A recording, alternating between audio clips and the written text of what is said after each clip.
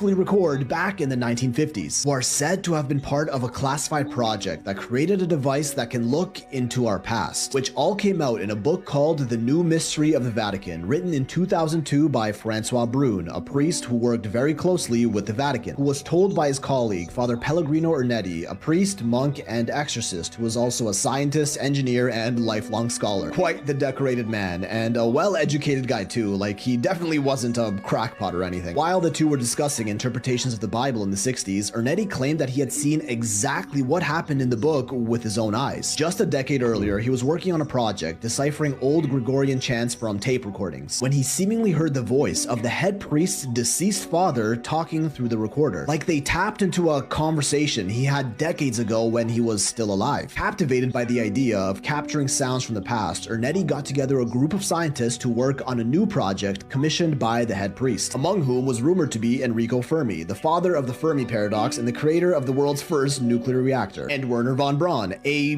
German aerospace engineer poached by the US who ended up as a key director during the foundation of NASA. Once again, quite well-educated individuals. Together, they worked on a machine called the Chronovisor, capable of harnessing electromagnetic sound and light waves emitted from the past, and convert those signals into pictures and audio on a cathode ray monitor that allowed us to view the past on a TV screen. According to this work, light and sound continue to exist as residual energy long after the events that produce those lights and sounds have happened. And if we can somehow capture those waves and rearrange them in the sequence that they happened in, we can literally watch the past. Sounds impossible, right? Well, you actually kind of have your own version of a chronovisor at home that you use every single day.